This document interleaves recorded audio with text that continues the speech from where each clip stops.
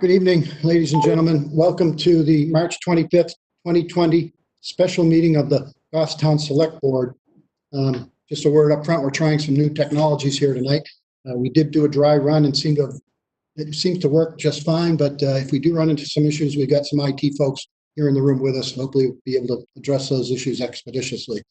So to begin with, if you could join me in the Pledge of Allegiance, just fine, but if we do run Pledge of Allegiance. To the flag of the United States of America and to the republic for which it stands, one nation, under God, indivisible, with liberty and justice for all.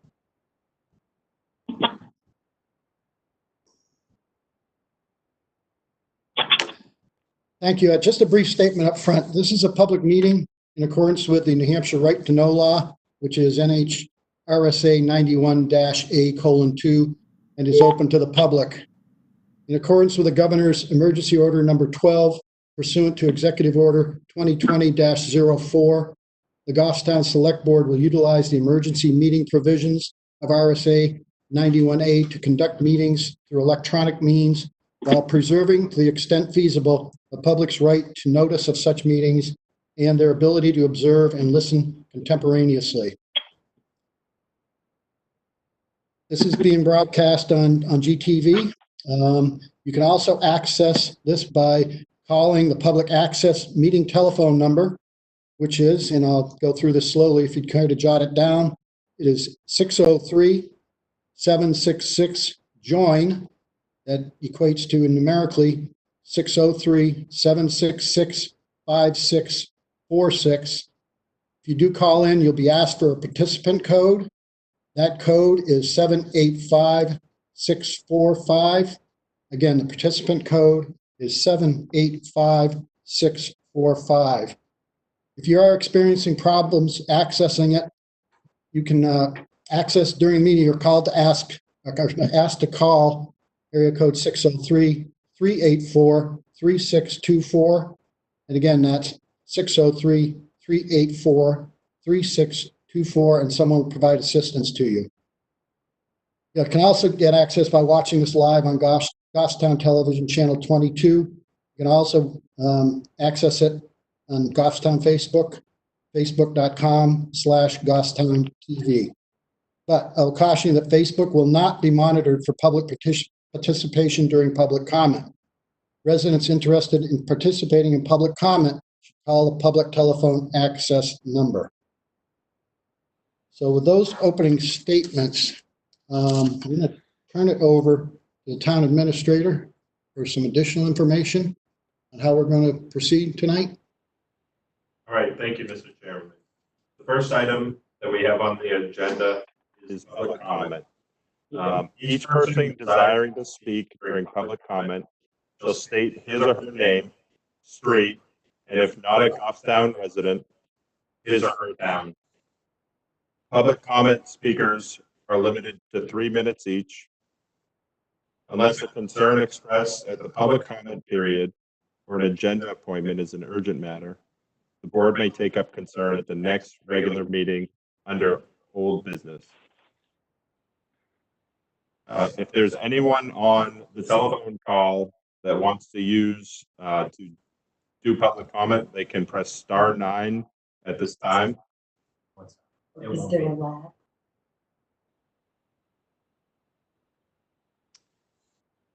Is there anyone for public comment?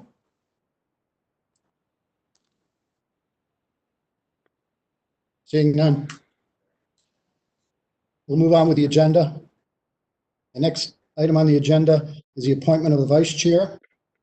At this time, I'd like to appoint Kelly Boyer as the vice chair. She has graciously accepted. Thank you, Kelly. I really appreciate that. Next on the agenda, we're going to talk about COVID-19 response with some department updates, modifications to services, and some policies and communications with some of our employees. So I'll turn that over to the town administrator. All right, thank you. I'd like to start with the emergency management director and fire chief, Chief Brian Allard. Yes, good evening. Thank you, Mr. Administrator. First, I just wanted to thank I thank the entire public for their donations of PPE to both the police department and the fire department. We really appreciate your support. It's certainly getting us through some trying times right now. With regards to the Emergency Operations Center, we continue to work 7 days a week, 7 a.m. to 7 p.m. That is open. You'll find ways to contact the Emergency Operations Center on the town's website. There's a phone number and email address, and someone will be monitoring that and getting back to you. We continue to monitor the latest information from both the state and federal level with regards to COVID-19. The OC staff is communicating daily, but then we do video conferencing, much like we're doing right now, every other day. We've been providing guidance to departments with regards to potential unprotected exposures that some of our first responders have encountered. We're diligently preparing for a potential surge with regards to COVID-19 in the community, making sure the public and both our first responders are prepared. In regards to the fire department, we're continuing to manage all the responses as they come in. We do have a change in one employee's work schedule. That employee will be working remotely from home starting tomorrow. We did a trial run earlier in the week and it's successful. In addition to that, you'll see on the town's website, our life safety inspections have been modified slightly to protect both the community and our fire prevention officer from COVID-19. If anyone has any question, they're welcome to call the fire department or the fire prevention officer. We have made some changes and we're cognizant that builders are out there still building homes and we need to service them. So we'll certainly be working with our contractors. Again, if anyone has any question, they're welcome to call the fire department at any time. Thank you, Chief. Thank you. Next is the town administrator. Thank you, Mr. Chairman. Town Hall continues to operate with closed to the public. Working with the fire department, we have made some modifications to the building inspector's processes, and those are posted on the website. What I would like to bring to the board this evening is a proposed staffing plan to move forward starting next Monday. What I would do is break staff into 2 teams where they would be on for a week at Town Hall, and then they would be not off, but they'd be working remotely from home. Those on would be working normal hours. Town Hall would remain closed to the public. We would be working through online and through mail. We would do anytime any personnel that are away during time that they would normally be there. They would need to use vacation, personal, sick, or the new COVID sick leave enacted by the federal government. For those employees on off weeks, they would be working remotely, logging hours and doing daily check-in and responding to emails. They'd be available during normal business hours and prepared to be called into action in case others are out for COVID-19 symptoms or quarantine. For those salary employees, they still need to complete the job. Many of them already have a laptop and work remotely under normal operations, so they would be doing that on their off week. Hourly employees would track hours worked, and I'm proposing that they would supplement any hours not worked with emergency leave to make them whole for the time being. And I provided the board electronically this afternoon with a memo detailing the proposed pairings and teams, and this is also posted on the town website under Select Board Packet.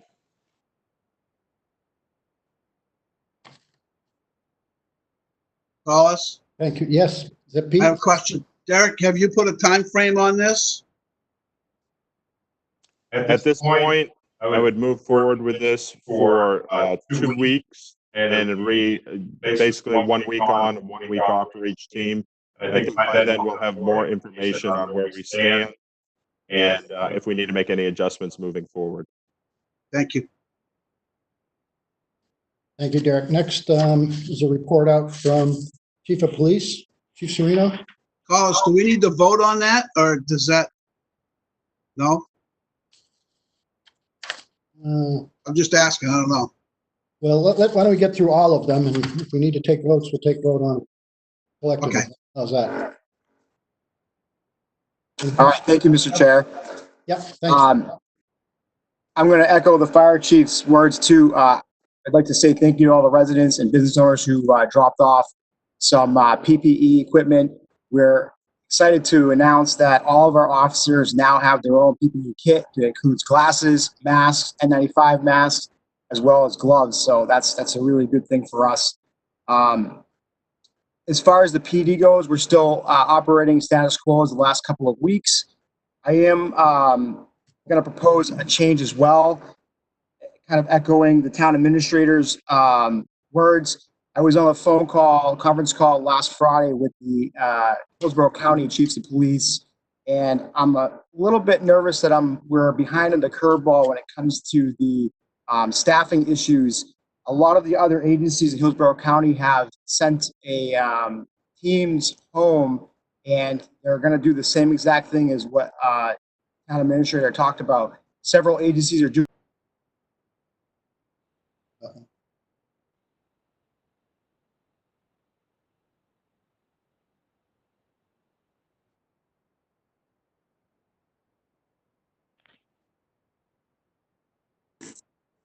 Derek, do you want me to wait for Eric?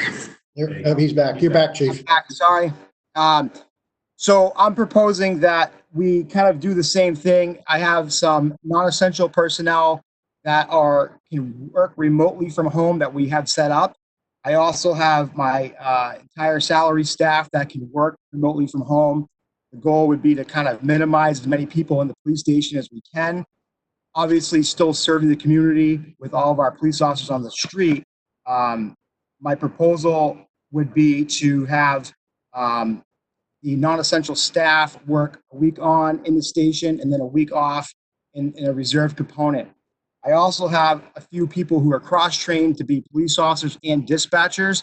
As most of you know, but if you don't know, for the public, we dispatch for essentially 9 different agencies or entities in our community.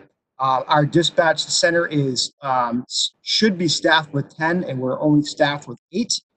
My fear, and along with other police chiefs in the county, is that when one of our dispatch centers gets this coronavirus or COVID-19, that the entire center will be effectively not able to perform its function. And now we have to figure out how we're going to dispatch 9 different entities. So my proposal would be to try to isolate them, create some type of kind of reserve force that when the need is, we can pull from those people and put them in into the spots. I would propose the same exact thing as what the town administrator said, that basically the hourly people will track their hours and use emergency leave if they on the weeks that they're not working. Most of them will have tasks to do. Some of the personnel that will be home they'll be on call during their normal shift. We can call them in to help us out whenever we need it, to do any other tasks. Essentially, I have a policy drafted that's going to give them kind of the layout of how we're going to operate. But essentially, they're going to be there ready for us to call them at a moment's notice in case someone does get sick. Again, as I said previously in other meetings, my biggest fear is that if we lose 4 or 5 police officers or dispatchers, we are going to be in a really tough spot for this community.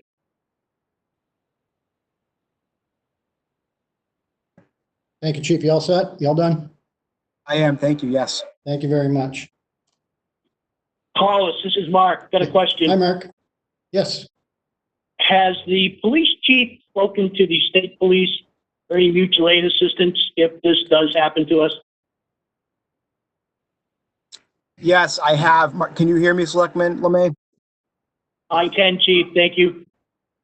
So I have, and I will tell you without giving any operational security up to the public, state police has broken up 2 teams, one for the north and one for the south, to offer mutual aid for the towns. I will tell you that these 2 teams are not fully staffed, and they are basically, there's only a certain amount of state troopers that are going to help southern New Hampshire altogether. So I've talked to all the other surrounding communities. They are all in the same boat we are. If we have a situation and anybody loses police officers, everybody's kind of hunkered down, and they're basically trying to protect their own communities. So there is some offer of mutual aid, but there's not a lot.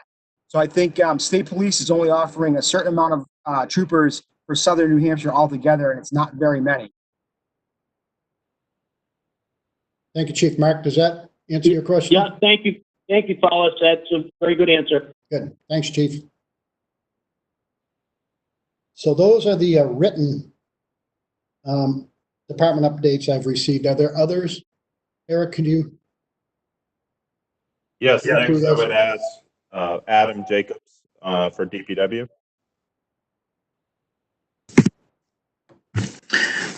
Thank you, Mr. Chair. I'd like to also echo my compadres and thank the public for being so understanding and flexible during the current state of operations. Everybody's cheese has been moved all at once, and it's rough all around. So thank you for everybody for being understanding. What I'd like to talk about tonight is first, I guess, continuing our reduced staffing resiliency operations that were approved by the board last Monday night. And that, as a refresher, our administration and garage are closed to the public. And now the focus is essential functions, admin and engineering and permitting by appointment only. The focus for us operationally would be on our curbside and solid waste operations to make sure we keep the health and sanity of the sanitation of the public up to speed. So curbside operations are going on as scheduled normally, Tuesday through Friday. The solid waste hauling is continuing on as it would normally, and our transfer stations open the regular hours Tuesday through Saturday, 7:30 to 3 o'clock. We'd like to also request that if possible, hold off on some of those extra projects that folks have, emptying attics and basements and stuff. I know everybody's got time on their hands, but the less time that people can spend at the transfer station, the better, both for the general public, but also for the transfer station employees and then the visitors themselves. So please only emergency type items. If you've got a house closing, you have to get rid of a refrigerator. We understand. Maybe grandma's mattress might be able to wait for a month or two. Let's see. Budget wise, we're in good shape. Right now I'm under a hiring freeze until the dust settles from this situation. We have, as of today, 4 open positions, full-time positions, 1 regular part-time position that's open. And then upcoming, we'll have 6 to 8 seasonal positions that I'm also not going to fill until I get the go-ahead from the board that looks like we're in the clear. So personnel lines are all looking good. The other strange thing about this all is the way we are operating with a rotation with the crew. Everyone that's on emergency leave, any of these overtime events like we had Monday night with the storm, end up just deducting the amount of emergency leave that the department's using. So instead of a 1.5 event for every employee, because it was all pretty much after hours, it's all at straight time. So strangely enough, stuff like that is actually saving the town a couple $1,000s each time it happens. Hopefully that's the last storm of the year. It was a pretty rough one, heavy snow. And I guess I should have thanked up front all the folks that are understanding about their mailboxes. I hear there were quite a few that just the weight of the snow really kind of took out the last few screws. So we're trying to, yesterday and today, working on sidewalks and that kind of thing, any of the damage that need to be temporarily replaced. Let's see. Speaking of the budget, a couple items. Also instituted a CIP vehicle freeze. I mentioned that to the board at the previous meetings. I'd continue that unless you urge me to go forward with any of those purchases. Nothing's emergent right now for replacement. Our bridge project, that's another CIP project. That's still on track as we had approved them to go ahead back in January, knowing that had to be done on Henry Bridge. That project's going along well. It looks like, ironically, they're going to be able to conduct that whole project without closing the bridge to traffic. So now that no school buses are running, we're not going to impact the school buses. The field project is on track as well. I know Chairman Adams getting updates on that as we go. The other question I would have for tonight for the board would be if we're looking to hold back any amount on the CIP line or the regular budget line for road reclamation or overlays. We do have a number of streets that are due for overlay. I can try to get those in queue if Continental Paving will open their plants as previously scheduled. We're not quite sure yet what the state schedule is and how that might impact the paving plants. But assuming everything was going to move forward this year with paving, I could give them the go ahead to at least add our overlay streets and maybe hold back the reclamation amount. We could save any amount of that money if you wanted to have a sort of emergency fund to tap before the end of the year. A good chunk of our road fund was moved into that special article, and we don't have a choice about that. Those funds can't be transferred. So that $500,000, I believe, is just a 1-year encumbrance if we couldn't spend it all this year. But kind of nice to know that you've got a little bit of flexibility with the rest of those funds. The only other item there would be our subcontractors. I plan to, if they can support, if they're still up and running, have them come in as normal. So that's our crushing contractor. He arrived this week. We definitely needed that either way. But our street sweeping, roadside mowing, and our line striping contractors, I'd like to continue to get the economy going as best we can with those folks. That doesn't require too much input at this stage from town employees. So be nice to be able to have them come in and still provide those services, both for the traffic safety and also, line of sight, that kind of thing. One last item that I have, we had a discussion today at the EOC meeting. I would like to propose that we update our transfer station fee structure right now while we're in this temporary emergency situation. I'd like to propose that for residents, anything that comes in that would normally go across the scale would be at a free rate, and start some tabs for our commercial haulers. Then after the settles, we can come back to them and talk about paying up their bill.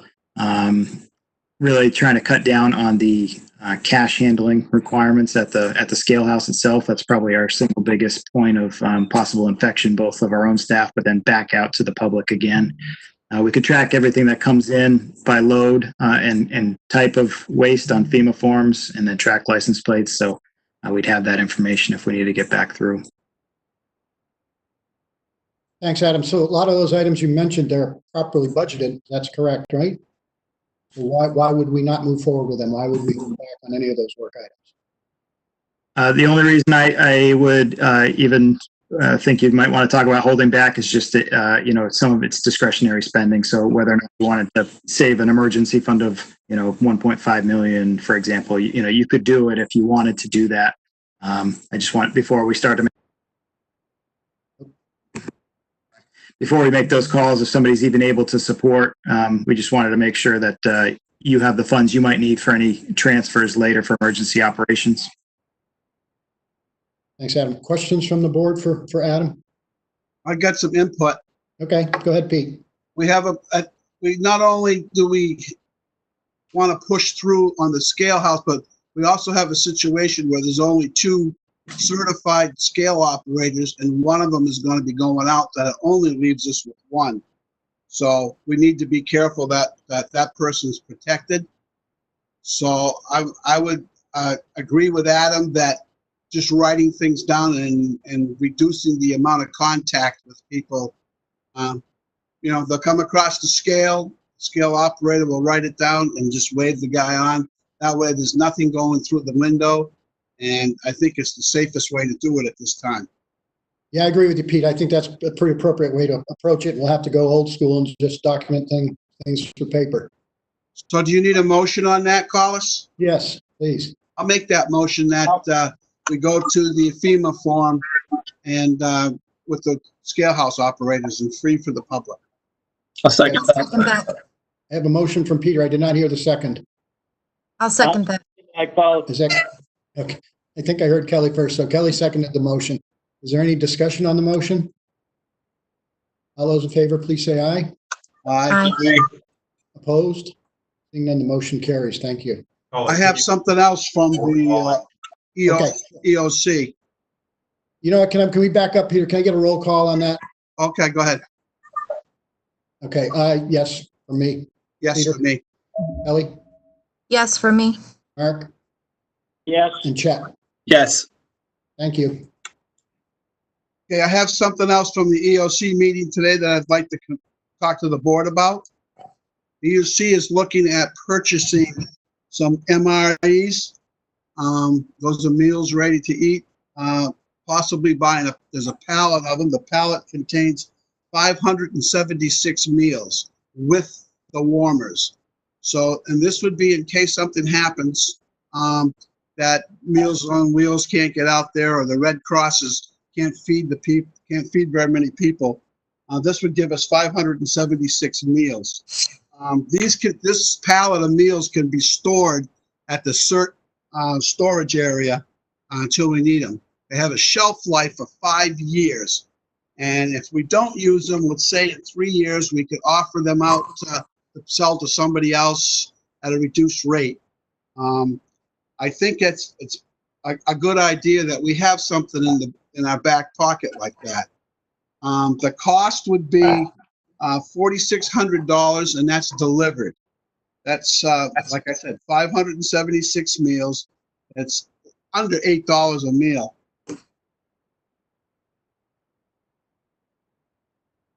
Okay, we pay that out of what budget line? Peter? Well, we'd have to move some monies around, but we can find the money to do that. You know, it just makes sense to have it in your back pocket, I think. I agree 100%. That makes perfect sense. I think so too. But has there been any thought put into how we would distribute these, or what category they would fall under for support? Is it staff? Is it residential? All of the above? Just curious. I think that we talked about that. We even talked about supplying Meals on Wheels with them if it came to that as a supplier. You know, it's just more or less to assist our people in town. It could be through the Red Cross if they needed some help. Red Cross is going to be short on meals. They're going, you know, they'll be giving PB&J to somebody, and we have the ability to do these 576 units.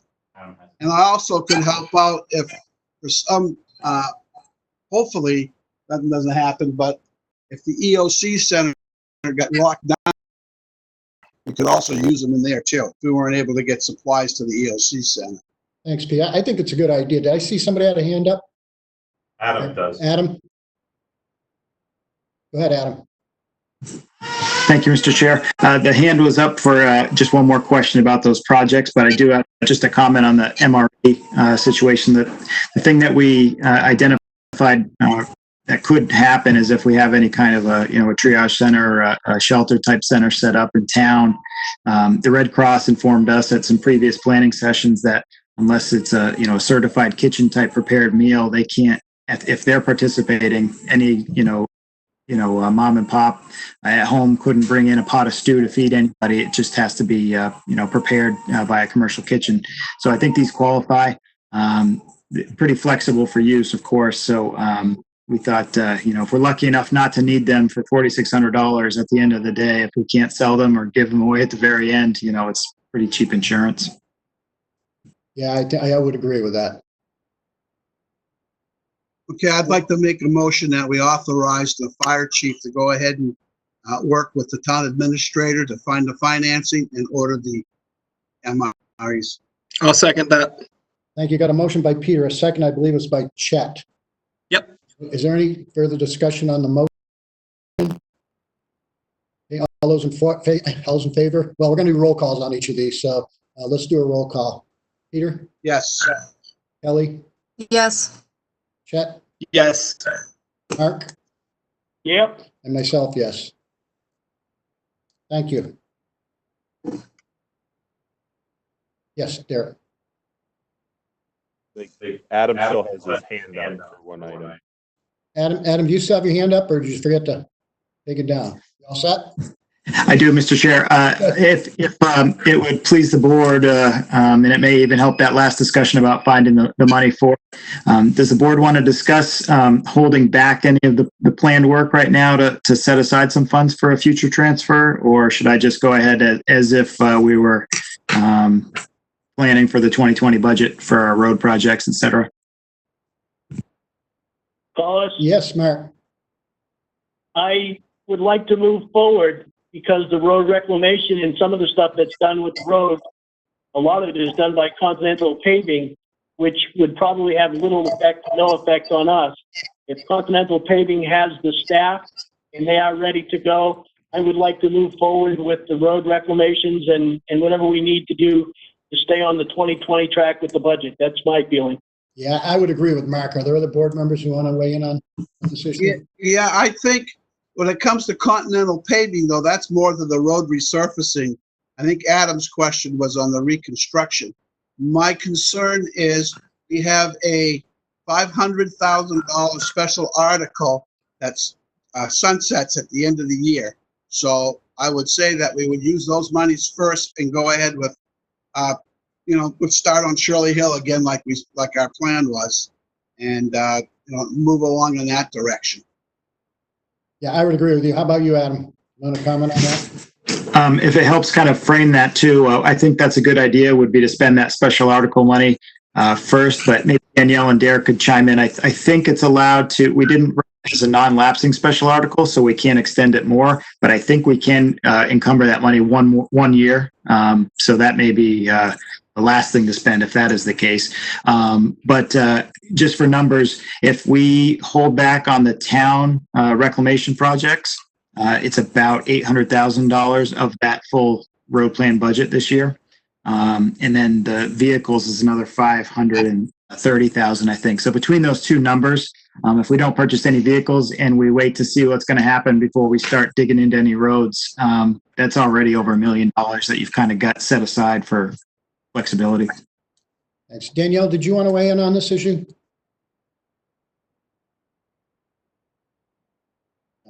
Question, Collis. Yep, Mark, go ahead. So if we don't spend the money, correct me if I'm wrong, but that money will go back into the budget, or do we lose that money?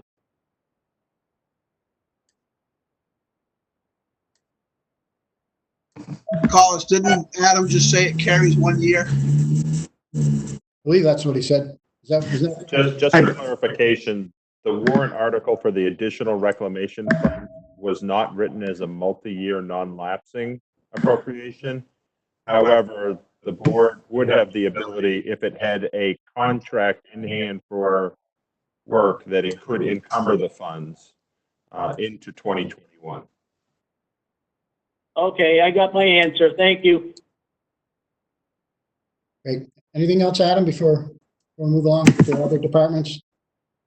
I was just going to say, if everything would come together at the same time of year when you're working on tax rate setting, we'd know sort of how things have shaken out over the next couple months. So if there's a desire to affect that tax rate at all, you'd have that knowledge of what's going to be going back by that point. Good. Okay, anything else? Anyone? Anyone? Derek? Okay. Next, we'd have Parks and Rec Director Rick Wilhelmy. Yeah, I see Rick's on. Rick, what do you got? Can you guys hear me? Yeah, we can. Okay, very good.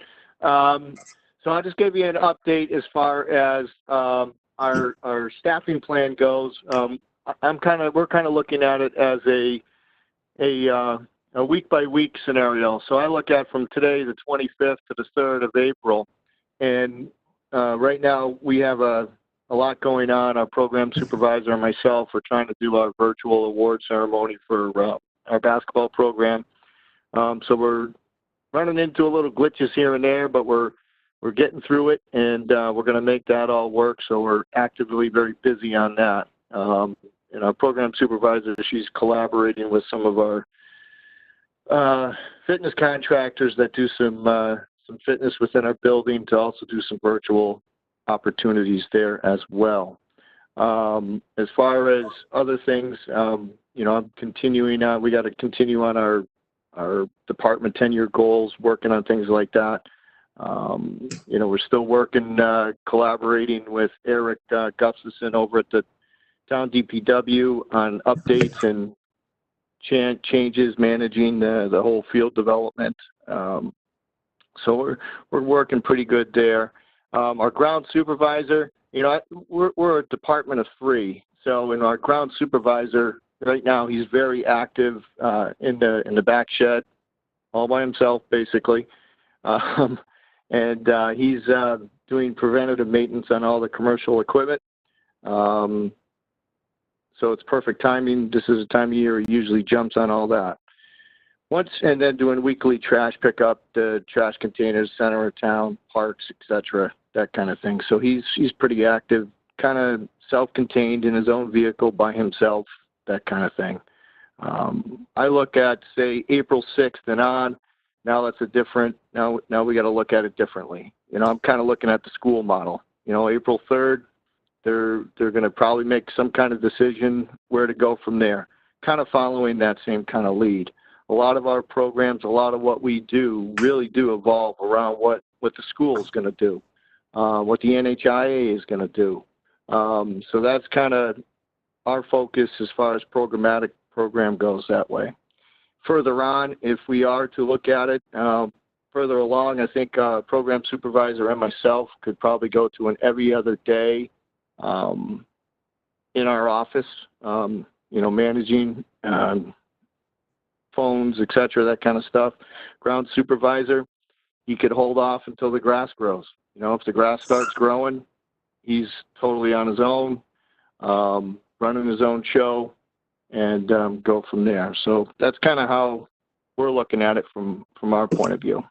The other thing, too, is I'm going to figure out the same thing you're doing here for the Parks and Rec commissioners to maintain their monthly meetings instead of canceling the meetings. Look at doing this virtual meeting process as well.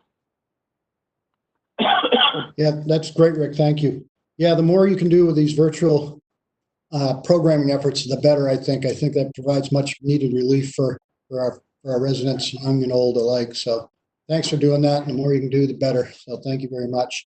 I have had an opportunity to look at the sports field work progress. It looks great. Certainly the weather has been favorable to promote, you know, expediting that work. So it looks great down there. Are there any board members who have questions for Rick? I have a question. Yes. Thank you. Does IT have the ability to forward phones? And if they do, does that impact our cell phone policy? They do have the ability to forward phones. Many of the department heads have the ability to access their office phone through their cell phone, through the session app that we have on our phone. Forwarding it to other personnel, to a personal cell phone, we'd have to look at a cell phone policy. Okay. Yeah, Rick mentioned fielding calls. So I think that's a good point, though, as we have people working from home, what that means for phone conferencing, getting back to people or whatnot. Chief Serrano's got information on that. The police department can do that. Forward the phones to a cell phone. Is that right, Chief? Yes, we have the ability in our station that the office phones can actually ring either on our office, or we can receive the same call on our cell phones through the app on our phones. That's really for us, is more for the command staff who are salary employees. The other staff members that would be remotely working from home might not have that ability. We could if we had to, but as Selectwoman Boyer said, we're kind of cautious on people using their personal cell phones for that type of situation. Thanks, Chief. Any other questions? Mr. Chair, I have an additional question on that, please. Sure. So going along with that, Chief Serino had also mentioned a sort of temporary operations policy for how his department is working with things internally. And I'm wondering if that's something we could kind of do along all of our departments to kind of match out. I know there are some other departments who have thought about this in depth, but including stuff like answering calls and responsibility and stuff like that. I'm sure the department heads are thinking about all of those things. I just wonder if there's a more formalized, not formalized, but outlined way to do it. Yeah, I think that would be worthwhile. And I've talked to Derek a little bit about that. And it would be nice to have some sort of consistency. If there's a form, for example, that can be filled out so it's consistent across departments. I think that's a worthwhile initiative. Eric, am I getting a nod that? Yes, I think that's reasonable, and we can give that to you for your packet on Monday night. That'd be great. Thank you. Yeah, I think as things are changing, it's a helpful way for the employees to know their expectations and responsibilities, and also an easier way for the department heads to update them on what those things look like. And then we can be confident across the board, everybody understands. Yeah, absolutely. The more information we get out there, the better. The more consistent it is, the better. So. we will And be- I have one more question in regards to that as well. As we talk about the staggering schedules and things like that, I think that's a smart idea and something that we need to do right now and, as things progress. But I do wonder what that means for departments who have people subbing in on the different rotations, as far as like cleaning requirements. We're separating people to try to limit spreading if anybody gets sick. So, does that change our bathroom cleaning and kitchen and printer cleaning and things like that? And if people from one week jump to the other, does that impact what we're doing? I'm not sure the processes we're doing now. I know you all are thinking about this and doing it. But as we go into a more permanent, temporary schedule, just some questions I had. Yeah, so we'll give some more thought to that and put out some guidance. Anything else, Kelly? I'm good, thank you. Okay, so I'm looking at the list of participants. I see Diane. Diane, are you still on? I am. I'm here listening to all of you. Thank you. Good evening. Would you like to report out? I would. I have a brief report for you. Great. The library is still closed to the public, just like other departments. I am working on a new staffing schedule that will take effect next week. And as you know, the Library Board of Trustees needs to see that first. So they're looking at it now. And then next Monday night, I will give you an update as far as what that is. It will be posted on our website at www.goffstownlibrary.com, probably late Friday, so the community is aware of how they can reach us next week. And just as a note, something I have not updated you on, we have a number of elderly who live alone, who have normally come to the library every day or every other day to check in. And we're making phone calls to them just as they feel they need to be checked on to make sure that they're okay, make sure they have food they need, if we can connect them with services. And even though that's something that kind of is under the radar, these are people who are pretty independent, and we feel that since we know that they're alone, we need to check in on them. So that's something we're doing too with our staff. We are still getting a lot of phone calls. It's a little painful right now to have to tell someone trying to sign up for unemployment benefits that they can't use our computers. So I worry about that segment of the population that we aren't serving right now, and we have all these computers sitting here. So we're very cognizant of that. That will be part of our plan when we decide to reopen. We're emailing, people are emailing us, they're asking us questions on Facebook. We have a chat service on our website, and those numbers have grown dramatically over the last few weeks. So we'll continue to monitor all that moving forward. We're still doing our YouTube live story times. Those will continue moving forward, and we're going on a week-by-week basis. So, but those are pretty entertaining at the very least. So that's pretty much my update for you tonight. I'll have much more for you Monday night. Okay, terrific. Thank you for those efforts. Thank you for having me. I'm looking at the participants list. I don't see any other. Are there anybody that I'm missing? I don't see any. I think that concludes our department updates. Next on the agenda, I want to talk a little bit about modifications to services. Eric, can you take the lead on that and explain the efforts we're going to? Again, I think you got the majority of the update through the department updates on what Chief Serino, myself, and some of the other department heads have proposed and are looking to have continue moving forward.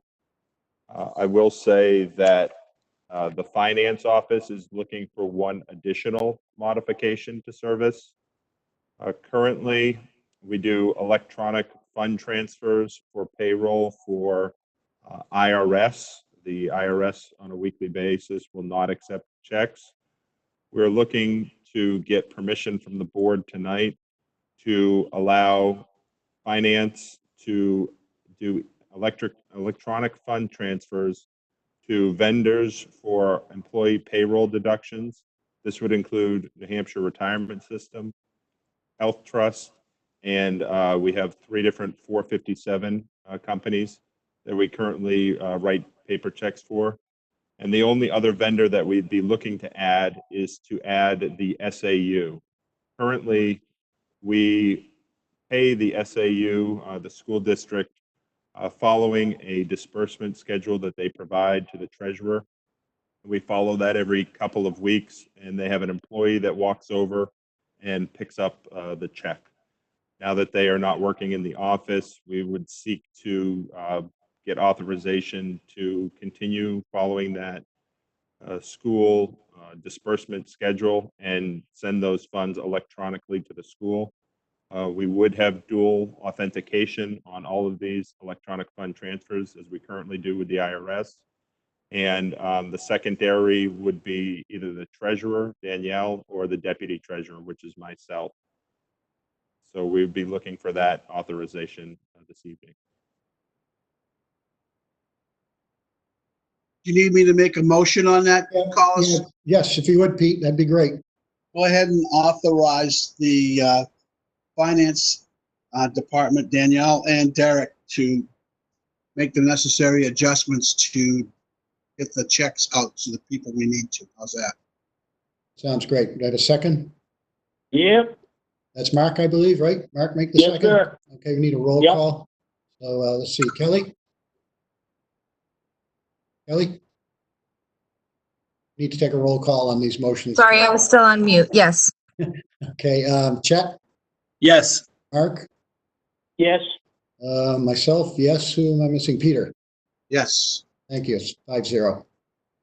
Thank you. The next on the agenda is the leave policies and communications with employees. Derek Yes. and Danielle. Danielle did a very good job the other night presenting the new changes to FMLA that came down from the federal government. There was a few items that we would like some, I guess, to change course from what we talked about the other night, and then we had a clarification question. One was FMLA allows for either a rolling year look back for the 12-week protection or a calendar year. In light that most of these changes related to COVID-19 on the federal level sunset on December 31st, 2020, staff is recommending that we change from a rolling year look back to a calendar year for this year.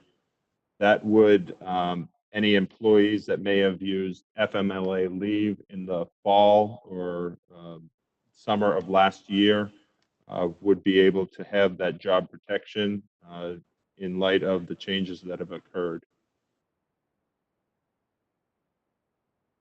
Okay, I'll make that motion. Okay, thank you, Peter. Peter's made the motion. Have a second to the motion? I'll Yes, second. sir. I got Kelly seconding the motion. Any discussion on the motion? Okay, we need to take a roll call. Kelly? Yes. Mark? Yes. Chet? Yes. Peter? Yes. And yes for me. Thank you. Derek, I think I want to bring up now the issue of the sealing, of the unsealing, I should say, of the minutes. I had one other question. Oh, do you? I'm sorry. Go ahead. The other question we had under the new FMLA law is it sets a 2/3 cap is set at $200 a day or $10,000 over the 2 weeks. Basically, the employer must pay up to $200 a day, but beyond that, it would be their choice. So we have some employees that on a daily basis, if they were on FMLA leave, may exceed that $200. We would like some direction from the board if we should cap that FMLA leave at $200 a day or $10,000 over the 12 weeks.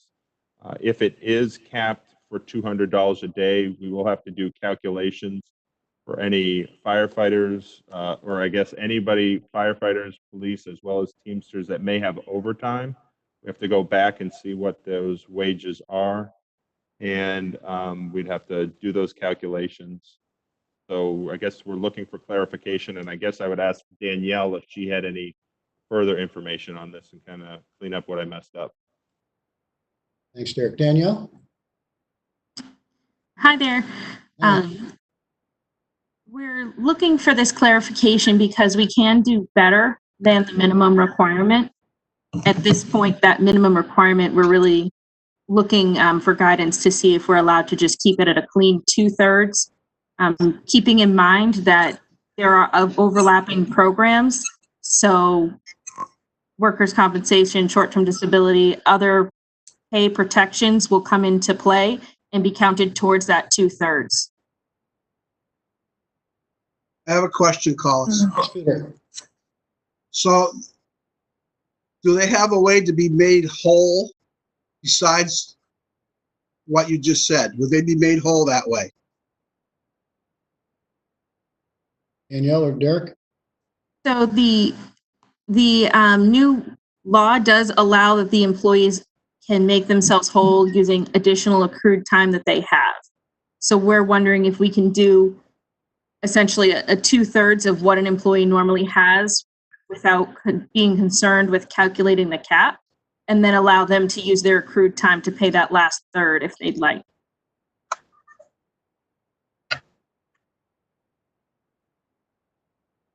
Peter, do you want to follow up? Well, I guess what's the recommendation of the town, or Finance? Eric and Danielle? Yeah. Recommendation?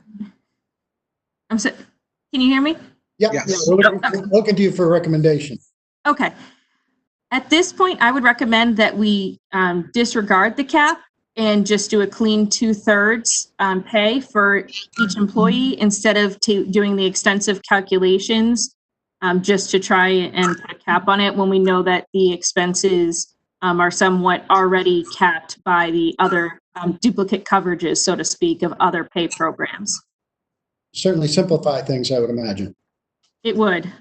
Need a motion, Collis? Yeah, I think we're at the point where we can take a motion, Peter. I'll make that motion that we cap it at the 2/3. I'll second it. That was a second by Chet, I believe. Yes. Need a roll call. Chet? Yep. Kelly? Yes. Mark? Yeah, Peter? Yes. And I'm a yes. So the motion passes. Thank you. Can I ask a follow-up question? Sure. Danielle, does it give us any ability to, let's say our entire staff was wiped out or on FMLA at some point, to adjust that, or once we lock in, is that it? The cap is written into the law. So right now you're choosing to do better than that. If at some point the board felt that it was getting out of hand, they could revisit that and go back to what only the law requires. Obviously, we have some budgetary constraints in a worst-case scenario, but yeah, thank you for clarifying. Thank you. Anything else? Adam has a question. Oh, Adam, sorry. No problem. Thank you.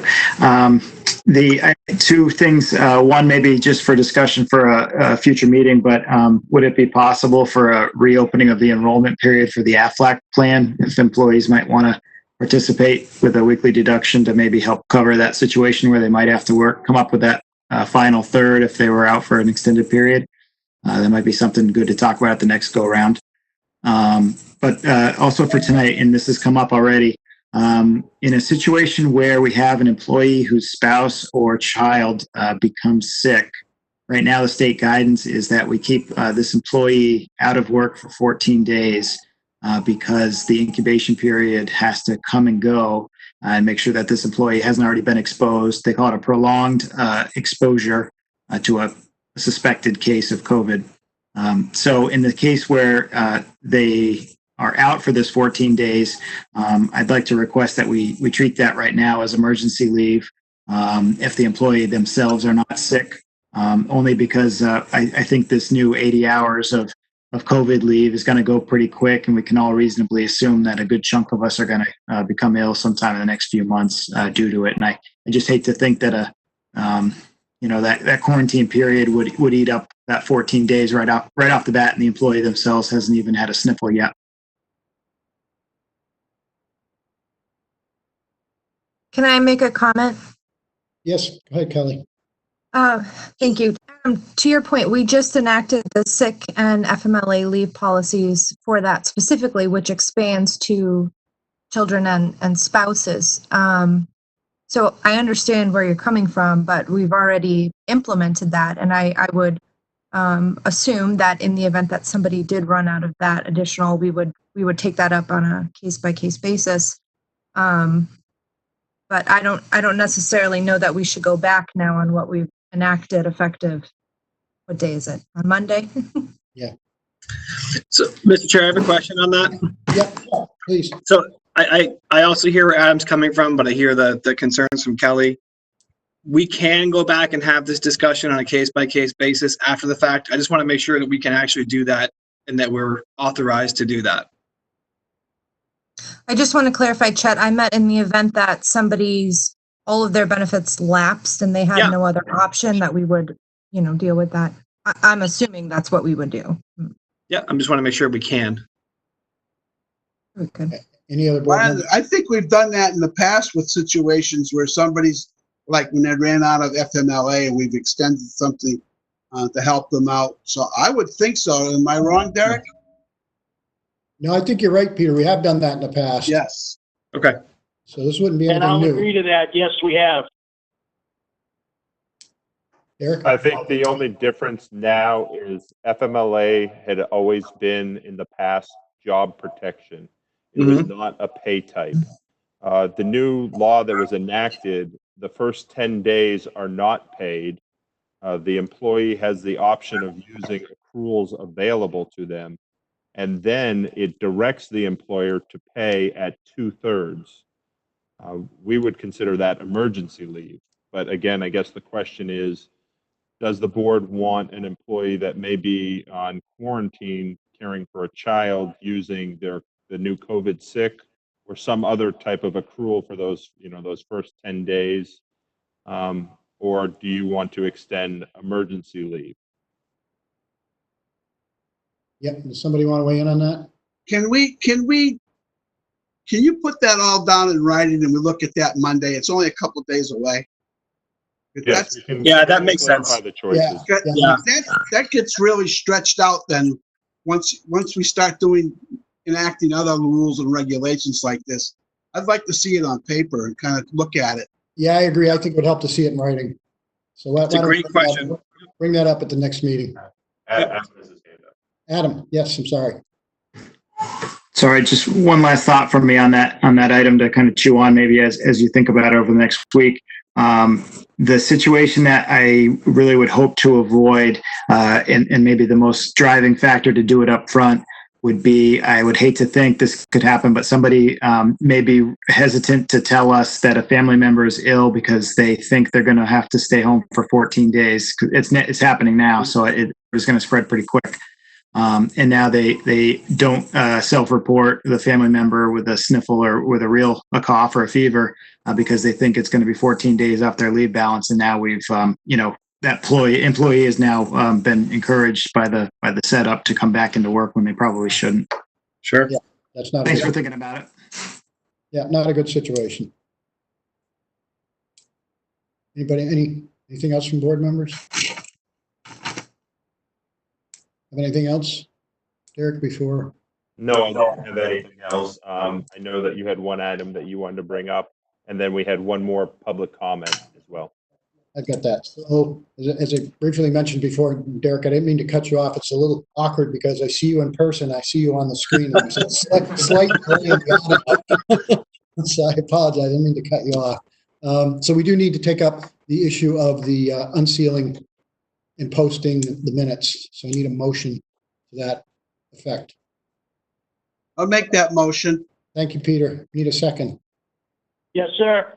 Thank you, Mark. Tonight. Thank you. And the reason those were sealed at the time is we didn't have clear direction from the That's right. state, Yeah, which we didn't get till later. and we now have clarification on that. Right. Okay, so we have a motion and a second. We need a roll call. Peter, Yes. Kelly, Yes. Mark, Yes. Chet, Yes. and I vote yes. So it's 5-0. The motion carries. Can I ask the board to make a motion to approve those minutes as were sent out this afternoon? I'll make that motion. Thank you, Second. Chet. Second. Second by Peter. Again, it's a roll call. Chet, Yes. Kelly, Yes. Mark. Yes. I knew I was going to forget the rounds on one of these. Peter Yes. and myself, yes. So the motion carries 5-0. Thank you. Is there anything else, Eric, before, well, we have one more public comment. Is there anyone who would like to comment at this time? It's another opportunity for public comment. Do I hear anyone? There's nobody showing on the telephone line. I don't know if department heads have anything else that wasn't dealt with. No, okay, well, seeing none, Oh, go ahead. Adam has one more. Oh, Adam, Oh, I'm sure somebody else is going to jump on this, but huge thanks to IT and to GTV for getting us going. I've heard from my little cell phone over here that it's looking pretty good at home and folks are enjoying it. yeah, Awesome. thank you. So we had no public Thank you. comment. And I want to echo my appreciation as well. This has been a Herculean effort by IT to get this to come together. It seemed to go off fairly well. We'll see if we get further input from other folks, but I want to thank everybody for stepping up to the plate and making it happen, because I don't think we've seen, well, I know we haven't seen the last of these types of meetings. So thank you, everybody, for your help and support. Are you ready for a motion to adjourn? Well, we need to go into, Or are we doing non-public? We do have one non-public request for B hiring. Okay. Motion to go into non-public? thank you, Peter. Need a second? Yes, sir. That was Mark, I believe. Mark. Okay, Yep. roll call. Kelly, Yes. Chet, Yep. Peter? Yep. Mark? Yes. And myself is yes. So it's 5-0 to go into non-public session. I want to thank all the folks who have been joining us through our public portion of the meeting tonight. We are going into non-public. Have a good evening and stay